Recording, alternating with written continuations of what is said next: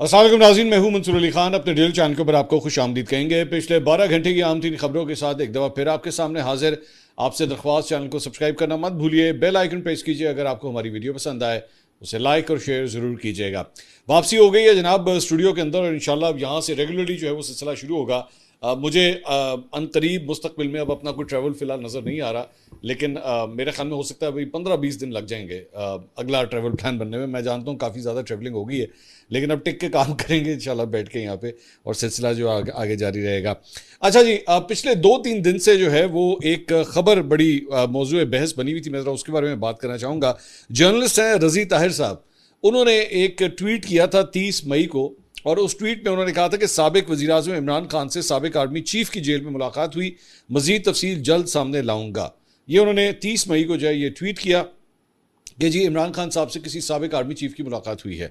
बाद में तकरीबन 12 घंटे के बाद उन्होंने एक और ट्वीट किया, उसमें उन्होंने कहा जी इमरान खान से साबिक आर्मी चीफ की तकरीबन 1 घंटे पर मुहित मुलाकात का एहतमाम चंद हफ्ते कबल किया गया, जिसमें इस्टेब्लिशमेंट की रजामंदी शामिल थी। साबिक आर्मी चीफ के करीबी ज़राए ने बताया कि मुलाकात किसी हद तक मुस्बत रही। मिलने वाले साबिक आर्मी चीफ अपने दौर में एक्सटेंशन ले चुके हैं। मिलने वाले साबिक आर्मी चीफ रिटायर होने के बाद पाकिस्तान ही रिहाइश पजीर हैं। अच्छा, एक्सटेंशन लेने वाले अगर हम पहली बात तो जाहिर बात है इनकी खबर है, आई डोंट नो ये किस हद तक सच है या नहीं है, लेकिन अगर एक्सटेंशन लेने वाले आर्मी चीफ्स की बात की जाए तो दो बनते हैं। मतलब अगर आप तारीख उठा के देखें, एक तो जनरल बाजवा, कमर जावेद बाजवा साहब, और एक अशफाक परवेज़ कियानी साहब। ये दोनों जो अफराद हैं इनको एक्सटेंशंस मिली हैं, और जो पाकिस्तान के अंदर ही मौजूद है। इवन दो मैं अक्सर सोशल मीडिया के ऊपर देखता हूँ कि बार बार जो है एक ये फिनोमेना भी जो है वो फैलाया जाता है कि जनाब इस मुल्क के अंदर जो है वो साबिक आर्मी चीफ जो है वो यहाँ पे नहीं है। ऐसी बात नहीं है। जनरल बाजवा भी जो है वो पाकिस्तान में ही होते हैं। अब ट्रैवल करने के लिए वैसे थोड़ी देर के लिए अगर कहीं चले गए तो और बात है, लेकिन आप कहें ना कि मुस्तकिल रहाइश पजीर जो है वो ये दोनों अफराद जो है वो पाकिस्तान में ही होते हैं।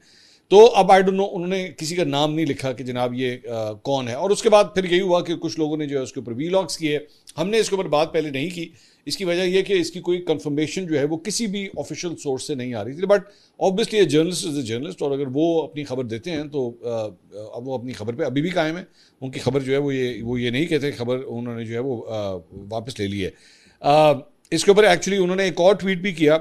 उन्होंने कहा इमरान खान से साबिक आर्मी चीफ की चंद हफ्ते कबल होने वाली मुलाकात के हवाले से तहरीक इंसाफ के बहुत से सीनियर रहनुमा भी इंफॉर्मेशन रखते हैं।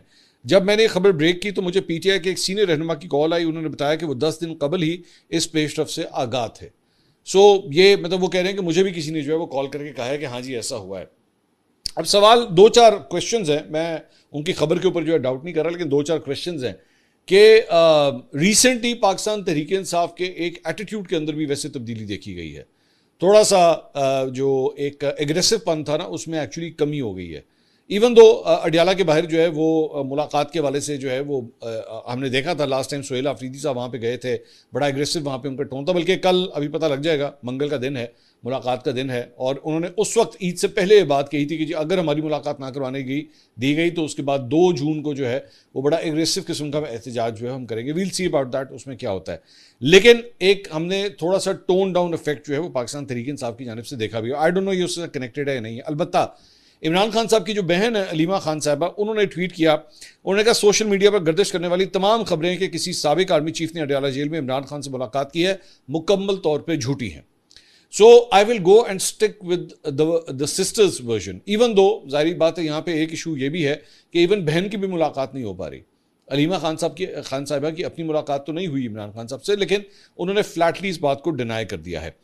उन्होंने कहा हमने बैरिस्टर गौहर अली खान से तस्दीक की है, और उन्होंने भी वाज़ेह किया है कि खबर सरासर बेबुनियाद है। ये गुमराहकुन मुहिम है जिसे खास तौर पर इस हकीकत से तवज्जो हटाने के लिए फैलाया जा रहा है कि इमरान खान को मुकम्मल तनहाई में रखकर अजियत दी जा रही है। अच्छा, इसमें इंटरेस्टिंग बात यह, जिस तरह मैंने आपसे कहा था कि हमने तो एक्चुअली इसके ऊपर वीलॉग किया ही नहीं, हमने इसे डिस्कस भी नहीं किया इस खबर को, लेकिन अलीमा खान साहबा कह रही हैं कि इसको जानबूझ के जो है इसको फैलाया जा रहा है। मेरे ख्याल में अगर जानबूझ के फैलाने वालों में देखें ना तो पाकिस्तान तहरीक इंसाफ के अपने लौंडे लपाड़े सबसे ज़्यादा आपको इसमें नजर आएंगे।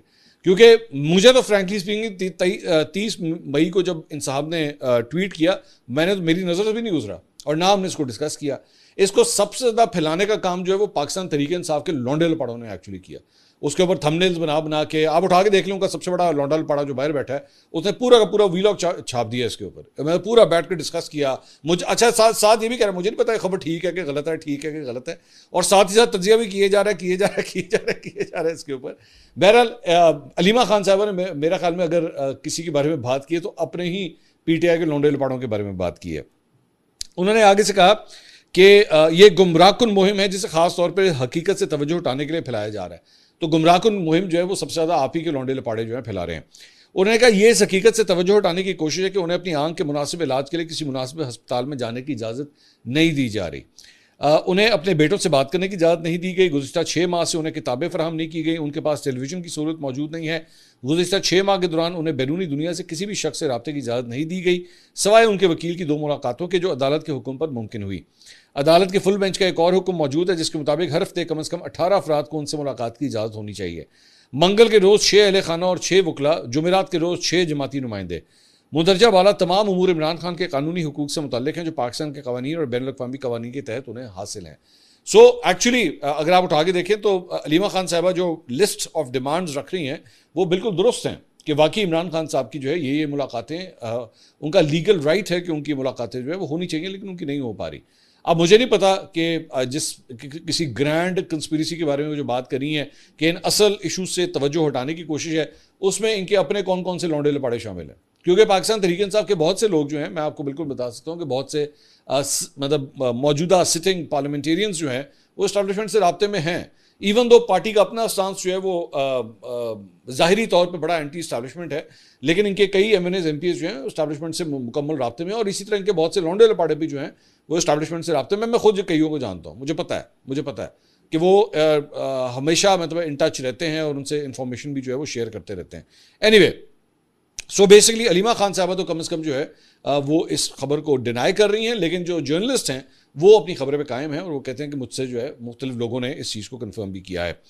अच्छा जी, इसके अलावा पाकिस्तान तहरीक इंसाफ खैबर पख्तूनख्वा के अंदर जो पिछले 2 दिन से ख़ास तौर पर एक मामला चल रहा था कि उनके लोगों में जो खैबर पख्तूनख्वा के जो पार्लिमानी पार्टी है उसमें जो इख्तलाफात थे वो अब शिद्दत इख्तियार कर गए हैं, और पीटीआई खैबर पख्तूनख्वा के सदर जुनैद अकबर ने अब स्पीकर असद कैसर की सरबराही में एक 6 रुकनी कमेटी भी जो है वो तश्कील दे दी है।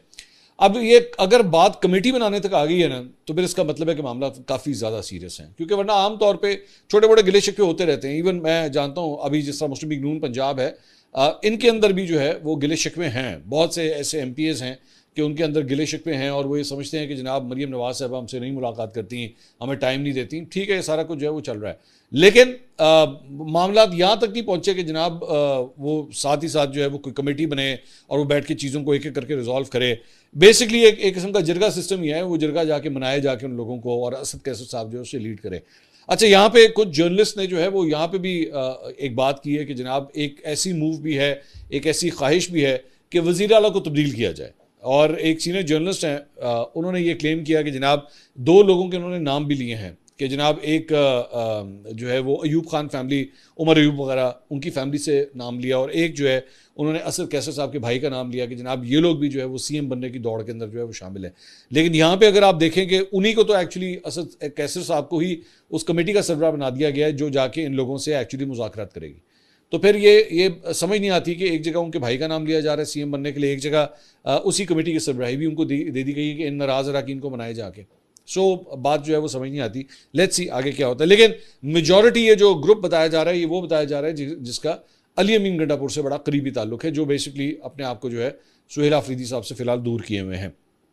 इसके साथ साथ सूबाई वज़रा मीना खान, अकबर अयूब, पीटीआई पेशावर रीजन के सदर आतिफ खान भी जो है इस कमेटी का हिस्सा हैं, और तश्कील का बाज़ाब्ता एलामिया भी जो है वो जारी किया गया है। कमेटी अरकान पार्लियामेंट, पार्लिमानी पार्टी और सूबाई हुकूमत के दरमियान राब्ताकारी का किरदार जो है वो अदा करेंगे। रहबरी कमेटी वज़ीर आला सुहेल खान आफरीदी सूबाई सदर और तहरीक तहफ़्फ़ुज़ आइन का मुशावरती फोरम भी जो है वो होगा। सो अब ये कमेटी भी जो है वो बनाई गई है। दूसरी जानिब एक्सप्रेस ने यह रिपोर्ट किया है कि कई ऐसे अफराद जिन्होंने एक्चुअली ये पार्लिमानी पार्टी का इजलास जो है उसे नहीं अटेंड किया था, उन्होंने सुहेल आफरीदी साहब से वैसे जो है वो रब्ता करके अपनी गैर हाज़िरी की वजूहात बताई हैं कि जी हम इस वजह से जो है वो नहीं आ सके थे। ज़राए वज़ीर आला हाउस के मुताबिक माराकंड डिवीज़न से ताल्लुक़ रखने वाले अरकान असम्बली जिनमें फजल हकीम समेत दीगर शामिल हैं, वज़ीर आला हाउस पेशावर पहुंचे और अपनी अदम हाज़िरी की वजूहात जो हैं उन्होंने उनके सामने भी रखी हैं। दूसरी जानिब एक बड़ी इंटरेस्टिंग डेवलपमेंट ये हुई है कि गिलगित बल्तिस्तान के जो इलेक्शंस होने जा रहे हैं 7 तारीख को, उसमें अब कैंपेनिंग जो है वो टॉप टियर तक जो है वो पहुंच गई है। यानी पार्टियों के जो सरबराह हैं वो अब डायरेक्टली इसके अंदर जो है आ गए हैं। इससे पहले जो सेकंड टियर तो नहीं, वो भी फर्स्ट टियर ही कहलाएगी। मतलब मिसाल के तौर पे अमीर मुकाम और ख्वाजा साद रफ़ीक, ये लोग सारे जो है वो, कमर ज़मान कायरा, ये लोग सारे जो है वो इस यहाँ पे कैंपेनिंग वगैरह कर रहे थे। लेकिन अब खबर ये है बिलावल भुट्टो जो है वो ऑलरेडी वहाँ पे अब वो भी पहुँच गए हैं। और बिलावल भुट्टो साहब एक्चुअली जब वहाँ पे पहुँचे तो आज उनकी गाड़ी भी एक जगह पे जाके जो है वो फंस गई, गाड़ी आगे नहीं जा सकती थी। वो ऊपर से थोड़ा सा फ्लैश फ्लड आया, पत्थर शत्तर भी जो है वो सड़क पे आ गए, तो फिर सड़क हटा, वो पत्थर वगैरह क्लियर करके जो है उनकी गाड़ी का एक्सेस बनाया गया। उसकी फुटेज भी आप स्क्रीन के ऊपर देख रहे हैं। तो उन्होंने भी जो है वो अब जलसे वगैरह जो है वो शुरू कर दिए हैं अपना। उन्होंने शिगर के अंदर जो है उन्होंने खिताब किया। उन्होंने कहा जी पिछली बार मेरी 9 सीटों को चोरी किया गया, उम्मीद है हमारी कोई सीट इस बार चोरी नहीं होगी। आज भी हमारा मुतालबा है कि गिलगित बल्तिस्तान में साफ और शफाफ इलेक्शन हो। आपको फॉर्म 45 हाथ में लेकर वापस जाना है, आपने मेरा साथ देना है। फॉर्म 47 का बंदोबस्त मैं खुद करूंगा। तो यानी पाकिस्तान पीपल्स पार्टी को भी जो है ये 45-47 की जो मसाइल हैं वो उसमें उसकी हीट जो है महसूस होना शुरू हो गई है, जिस तरह PTI को होती रही है। उन्होंने कहा जी पीपल्स पार्टी का मंशूर है कि गिलगित बल्तिस्तान के अवाम को उनका हक दिलवाना है, हमें गिलगित बल्तिस्तान के अवाम को हक के हाकमियत दिलाना है। जब गिलगित बल्तिस्तान और पाकिस्तान का इलेक्शन साथ होगा तो फिर सही मानों में हक हाकमियत जो है यकीनी होगी। बिल्कुल I agree with this thing कि गिलगित बल्तिस्तान के अंदर जो है इलेक्शन बिल्कुल उसी दिन होने चाहिए जब पूरे पाकिस्तान में होते हैं, क्योंकि ये भी एक सूबे का पूरा दर्जा रखता है।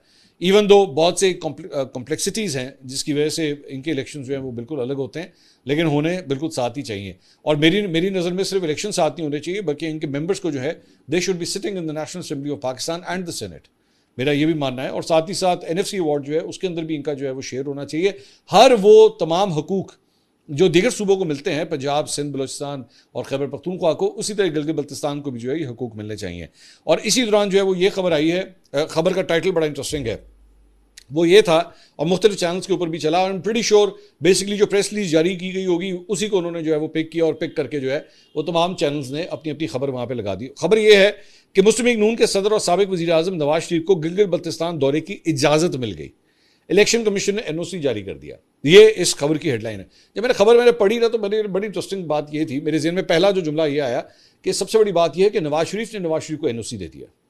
सबसे बड़ी बात तो ये है कि नवाज शरीफ साहब तो खुद ही अपने आप को NOC दे रहे थे ना। वो पॉलिटिकल एक्टिविटीज़ में आपको इन्वॉल्व ही कहीं नहीं आते, वो कहीं पे आपको परफॉर्म करता हुआ कुछ नज़र नहीं आते। तो सबसे पहले तो उन्होंने अपने आप को इजाज़त दी कि जा नवाज शरीफ जा गिलगित बल्तिस्तान चला जाके कैंपेनिंग कर। तो उन्होंने अपने आप को इजाज़त दी और उसके बाद अल्टीमेटली जो है वो इलेक्शन कमीशन ने डेफिनेटली अपने आप को एक ऑनर्ड फील किया होगा कि हम इनके लिए जो है वो NOC जारी कर रहे हैं। तो मुझे वैसी एक फीलिंग से एक आ रही थी कि मुस्लिम लीग नून भी जो है वो कमाल करती है कि जब इलेक्शन कैंपेनिंग करवानी हो तो तब नवाज शरीफ साहब को जो है वो यूं करके सामने ले आते हैं। अगर आप 2024 का इलेक्शन भी उठा के देखें तो उसमें भी यही हुआ था कि उसके अंदर जो है वो लाए कैंपेनिंग करवाई, जब इलेक्शन हो गए तो नवाज शरीफ साहब गायब। उसके बाद आपको वो छोटी मोटी 2-4 तकारीर में नजर आएंगे, कभी कभार वो कौमी असेंबली के अंदर एंटर होंगे तो देखो देखो कौन आया, शेर आया के 4-5 नारे मारे जाएंगे और उसके बाद नवाज शरीफ साहब का काम खत्म। तो वरना आपको मैं हमेशा ये बात समझता हूँ कि एक एक्सपीरियंस पॉलिटिशियन, एक एक्सपीरियंस फॉर्मर प्राइम मिनिस्टर जिसने पार्लियामेंट का इतना एक पूरा दौर देखा है, जिनकी एक पूरी हिस्ट्री है इस सारे मामले की, उनके तो एक्सपीरियंस से जो है वो ज़्यादा से ज़्यादा फ़ायदा उठाया जाना चाहिए। लेकिन ना वो ये फ़ायदा पहुँचाना चाहते हैं। अच्छा, इसमें एक और भी बड़ी इंटरेस्टिंग एंगल जो है सारी बात के अंदर ये है कि जी उनका स्टेचर इतना बड़ा है कि वो किस तरह जो है वो बैठ के अब प्राइम मिनिस्टर जो है वो तो छोटे भाई हैं और चीफ मिनिस्टर पंजाब जो है वो बेटी हैं, तो वो किस तरह कोई ऐसा काम करें जिसमें एक्चुअली लीड जो है वो कोई और कर रहा हो और वो साइड वाली सीट पे बैठे। आई एम सॉरी लेकिन इस तरह नहीं होता। आज राजा परवेज अशरफ भी तो ये काम कर रहे हैं ना, राजा परवेज अशरफ, यूसुफ रजा गिलानी, ये लोग भी तो फॉर्मर प्राइम मिनिस्टर्स हैं ना। सो ये जो लार्जर देन लाइफ वाला एक ऑरा डेवलप करवा दिया जाता है ना, I am sorry I disagree with that. अच्छा जी, इसके अलावा मैंने वो जो एक बात की थी एक किसी एंकर के बारे में कि जनाब मैंने उनके जो है बड़े घटिया किस्म के मैसेजेस एक खातून को देखे और उसके बाद जो है वो एक सोशल मीडिया के ऊपर एक पूरी जो है इस पर डिस्कशन जो है शुरू हो गई। एक जर्नलिस्ट है सादिया मजहर साहिबा, उन्होंने इसके ऊपर ट्वीट किया। उन्होंने कहा 3 मर्दों की कहानी सुनाती हूँ, पहले बहुत कमाल लिखते हैं और आज भी लिखते हैं कि बंदा सोचता है कि इस माशरे में सुधार बस यही ला सकते हैं। मुझे एक्स के जरिए रब्ता किया, एक सहाफ़ियों की तकरीब में मदऊ किया, इज़्ज़त और एहतराम के साथ मुलाकात हुई, कुछ उससे बाद फिर मुझसे रब्ता किया एक और इवेंट के लिए और गिला किया कि आपने व्हाट्सएप नंबर चेंज किया और मुझे नहीं बताया, मुझे नहीं दिया। बात का आगाज़ यहाँ से हुआ, फिर मेरी खूबसूरती तक पहुँचा और फिर उन्होंने फ़ज़ाइल बयान किए कि व्हाट्सएप सेव ऐप नहीं है बातचीत के लिए, सेफ ऐप नहीं है बातचीत के लिए, और मुझे एक और ऐप का लिंक शेयर किया कि यहाँ आ जाओ। मैंने तहम्मुल से उनको सुना, बल्कि मैसेजेस पढ़े और अर्ज़ की कि सर आप रॉन्ग नंबर पर हैं, जो गुफ्तगू आप मेरे साथ करने में दिलचस्पी रखते हैं और मेरी कोई दिलचस्पी नहीं है, और उन्हें मैंने ब्लॉक किया। दूसरे शख्स एक प्रोग्राम के होस्ट हैं, कमाल अंदाज गुफ्तगू है, 2 बार मुझे रात 10 बजे कॉल की। पहली कॉल में शक हुआ कि पी कर बैठे हैं हजरत, लेकिन शक था जो दूसरी कॉल पर यकीन में बदल गया, उन्हें भी ब्लॉक किया। तीसरे शख्स काफ़ी बड़ी मीडिया पर्सनैलिटी है, उन्होंने मुझे सीधा एक मैसेज भेजा है कि शो मी यू। इसीलिए ऊंची दुकान, फीका पकवान, मुहावरे, ये सब पूरा उतरते हैं। सो बेसिकली 3 मुख्तलिफ अफराद की जो है वो उन्होंने ये कहानी सुनाई है। नाम उन्होंने जो है वो किसी का नहीं लिया। अलबत्ता ये जो वैसे 10 बजे वाले साहब हैं ना, जो रात के 10 बजे कॉल करते हैं, मैं मेरे ख्याल में इन साहब को मैं जानता हूँ, क्योंकि इनके हवाले से जो है वो और भी इस तरह की बहुत सी कंप्लेंट्स आई हैं कि वो रात के 10-11 बजे के बाद जो है वो किसी और मतलब लेवल के ऊपर होते हैं। और अक्सर औकात ख़वातीन को फ़ोन करने के हवाले से लेट नाइट जो है उनको बहुत शौक है, लेट नाइट जो है वो कॉल्स करने का। मैं दोबारा वही बात करूँगा, हमारी बहन ने ये जो पिन पॉइंट किया है, बराए मेहरबानी वो तमाम ख़वातीन जो ये सारी कहानियाँ सुन, please do not consider that something कि हाँ यार बंदा अगला जो है ठरकी है गया, इसको इग्नोर कर दो। Do not ignore these idiots. इनका नाम लें, ठीक है। आई कैन अंडरस्टैंड इसकी बहुत सी सेंसिटिविटीज़ हैं, लेकिन अगर आप अपना नाम भी जो है वो सीधा राज में रखना चाहती हैं, बेशक सिर्फ इनका ज़रा स्क्रीनशॉट शेयर कर दें। इन लोगों के सिर्फ स्क्रीनशॉट मेरे साथ शेयर कर दें, नाम मुझे बेशक अपना मत बताइए। मतलब अगर आप चाहती हैं कि मैं आपका नाम ना लूं कि जी इस खातून को भेजा गया, कम से कम इन साहब के स्क्रीनशॉट तो ज़रूर शेयर करें, ताकि फिर ज़रा ये निकाला जाए और इन लोगों के नाम लेके बताया जाए कि ये बेशर्मी और बेगैरती है इनके यहाँ। एक ये जो ख़वातीन को जो एक पसंदीदा मशगला है, सुबह सुबह 7-8 बजे उठे, आंख खुली तो गुड मॉर्निंग तो नाल फूल नाल भेजता, ठीक है। वो मतलब आपकी कज़न नहीं लगती वो, या वैसे तो कज़न्स के साथ भी ये हरकत घटिया ही लगती है, ये कि जी एमी बिला वजह ख़वातीन को गुड मॉर्निंग के मैसेज भेज दिए। तो ये इन ऐसे लोगों को प्लीज़ बेनकाब होना चाहिए, इनको छोड़ना नहीं चाहिए। ऐसे जो हजरात होते हैं जो इस तरह की हरकतें करते हैं, उनके ना ये एंकर हों, ये कितने बड़े एंकर क्यों ना हो, अगर ये ऐसे भेड़िए हमारे चैनलों के अंदर मौजूद है, इनको उठा के बाहर फेंकने की ज़रूरत है, इनको उठा के बाहर फेंकने की ज़रूरत है। मैं वैसे ही किसी से मैं बात कर रहा था कि जब से मेरा ये क्लिप वायरल हुआ है, तो मुझे एमी किसी ने कहा कि 2-4 एंकर एमी आपसे आंखें छुपाते फिर रहे हैं, ये पता नहीं मैं उनका नाम ले रहा हूँ, जबकि एक्चुअली मैं जिसका नाम जो मतलब जिन साहब की मैं बात कर रहा हूँ, उनका मुझसे अब तो कोई रब्ता नहीं हुआ है पिछले 3-4 दिन के अंदर। और ये नहीं कि उन्होंने मुझे फ़ोन किया है या मेरा उनसे कोई रब्ता हुआ है, लेकिन 3-4 एमी कड़े हुए हैं क्योंकि मेरे ख्याल में उनकी हिस्ट्री भी काफ़ी ख़राब है, उनकी हिस्ट्री भी इस मामले में जो है वो काफ़ी ख़राब है, लेकिन मैं बहरहाल उनके बारे में ज़्यादा डिटेल नहीं जानता। इसके अलावा जनाब एक और ख़बर यह है कि इस्लामाबाद में आज से मार्केट्स और मॉल्स जो हैं वो रात 8 बजे बंद होंगे। मेडिकल स्टोर्स और हस्पताल पाबंदी से मुस्तस्ना होंगे। इसका नोटिफिकेशन जो है वो कल जारी कर दिया गया था रात को लेट। शादी हॉल, रेस्टोरेंट्स, फूड आउटलेट्स और तंदूर जो है रात 10 बजे तक बंद होंगे। करियाना, सब्जी, फल और बेकरी शॉप्स भी जो है वो रात 10 बजे बंद होंगी। और इसी तरह पंजाब में भी मार्केटों के औकात कार जो है वो तब्दील कर दिए गए हैं। और ईद ख़त्म होने के बाद जो तवानाई के हवाले से जो एक मुहिम बचाने के लिए जो एक मुहिम शुरू हुई थी, उसका सिलसिला जो है अब वैसे ही दोबारा एक्टिवेट कर दिया गया और पुराने वक्त के मुताबिक जो है 8 बजे ये दुकानें जो है बंद हो। Very good decision. It is not about just energy, मेरा ख्याल में ये ऐसे ही होना चाहिए, ये ऐसे ही होना चाहिए कि 8 बजे दुकानें बंद होनी चाहिए। मेरे साथ कोई भी ताजर रहनुमा इसके ऊपर अगर बहस करना चाहता है ना, मेरा प्लेटफॉर्म हाजिर है, आ जाएं आके मुझसे बात कर लें इसके ऊपर, और मैं आपसे पूरी तरह डिबेट करने के लिए तैयार हूँ। लेकिन मेरी नज़र में 8 बजे दुकानें वाकई बंद हो जानी चाहिए, इसमें कोई डाउट नहीं है। आपको इस बात का आइडिया नहीं है, लेकिन आप मतलब अगर कोई दुकानदार है वो और उसका पूरा जो स्टाफ है, सबकी ज़िंदगियाँ जो है वो अच्छी हो जाएंगी। जाएँ जाके अपनी फैमिली के साथ टाइम गुजारें, सुबह उठें, जाएँ जाके वॉक के ऊपर जाएँ, जल्दी सोएं, जाके सुबह वॉक के लिए जाएँ, अपनी सेहत का ख्याल रखें। क्या ज़रूरत है रात के 11-11, 12-12 बजे तक दुकानें खोल के बैठे होते हैं, सुबह फिर जो है वो नींद पूरी हुई नहीं होती, उठे, कपड़े बदले तो फिर दुकान पर। क्या ज़रूरत है? अपनी ज़िंदगी को भी आसान बनाएं। और जिसने आपसे कोई चीज़ खरीदनी है ना, और उसको पता है कि 8 बजे दुकानें बंद हो जाएगी, तो आएगा पहले। बैंकों के बारे में लोगों को पता होता है ना, बैंकों के बारे में पता है कि बैंक खुलना कितने बजे है, बैंक बंद कितने बजे होता है। कोई भी आके शाम के 7 बजे ना वो बैंक का दरवाजा खटखटा के कहता है 5 मिनट वास्ते बैंक खोल देना, इस तरह नहीं होता। उसको पता है बैंक कितने बजे बंद होता है और वो उसी के मुताबिक आएगा, सिंपल इज दैट।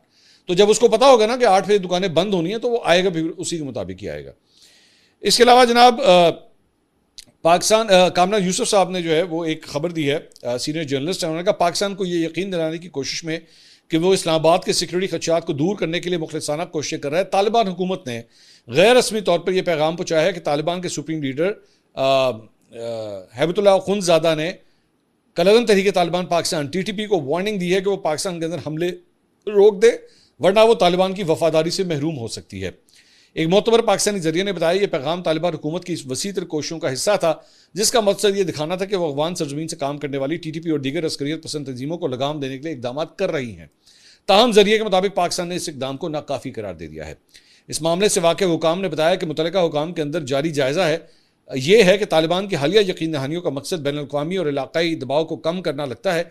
एक सीनियर अहलकार ने नाम जाहिर ना करने की शर्त पर बताया कि पाकिस्तान का जायज़ा ये जाहिर करता है कि अफगानिस्तान से काम करने वाले दहशतगर्द ग्रुपों के बारे में तालिबान हुकूमत के रवैये में कोई ठोस तब्दीली नहीं आई है। तालिबान हुकाम के इन बार बार के दावों के बावजूद उन्होंने इस्लामाबाद के खदशात को दूर करने के लिए कई इकदाम किए हैं। दहशतगर्द नेटवर्क में अफगान शहरियों की भर्ती का सिलसिला अलबत्ता जो है वो फिर भी जारी है। तो ये पाकिस्तान की बहुत बड़ी जीत है कि कम से कम उनको यहीं तक ले आए, तालिबान रजीम को कम से कम यहीं तक ले आए कि वो पाकिस्तान को कन्विंस करने की कोशिश कर रहे हैं कि जी हम आपके लिए कर देंगे, आप हमारी बात मान लें। अच्छा जी, इसके अलावा एक और खबर जो है वो आई है जनाब साबिक आलमी चैंपियन पाकिस्तानी निजात बरतानवी बॉक्सर आमिर खान के हवाले से, और ये भी एक हरासमेंट का केस जो है वो सामने आता है। उन्होंने इल्ज़ामात लगाने पर खातून वकील के खिलाफ हत्या इज्जत का जो है एक मुकदमा दायर किया है। वकील फरियाल हुसैन ने 2023 में एक पॉडकास्ट में आमिर खान और उनकी अहलिया पर इल्ज़ामात लगाए। आमिर खान और अहलिया ने इल्ज़ामात को झूठा, बदनीयत पर मबनी और गैर साबित शुदा करार देकर उसकी तरदीद की थी। अब आमिर खान और अहलिया ने वकील फरियाल हुसैन के खिलाफ 1 लाख पाउंड हर्चाने का दावा दायर किया। रिपोर्ट के मुताबिक फरियाल हुसैन ने 21 सफ़ात पर मुश्तमिल दफाई दस्तावेज़ात हाई कोर्ट में जमा कराई हैं। बरतानवी मीडिया के मुताबिक इन दस्तावेज़ात में साबिक आलमी चैंपियन पर अहलिया से मिलकर धमकियाँ देने का इल्ज़ाम आयद किया गया है। बरतानवी मीडिया के मुताबिक आमिर खान पर एक खातून को सोशल मीडिया के जरिए गैर मुनासिब पैगाम भेजने का इल्ज़ाम आयद किया गया। बरतानवी मीडिया के मुताबिक फरियाल हुसैन ने आमिर खान पर खातून से मुबैना जिनसी ताल्लुक़ की खुफिया वीडियो बनाने का भी जो है वो इल्ज़ाम आयद किया था। बरतानवी मीडिया के मुताबिक साबिक आलमी चैंपियन अब अदालत में इन इल्ज़ामात का सामना करेंगे। तो ये भी एक हरासमेंट का बिल्कुल उसी तरह का केस है, लेकिन इसमें आगे चल के जो है वो ये भी कहा जाता है कि जी इस खातून से मुबैना जिनसी ताल्लुक़ की खुफिया वीडियो तक बनाने का इल्ज़ाम जो है वो आमिर खान के ऊपर लगाया गया है। केस अब चलना शुरू हुआ है, लेट्स सी आगे किस तरफ चलता है। अगली वीडियो में आपसे दोबारा मुलाकात होगी। अल्लाह हाफ़िज़।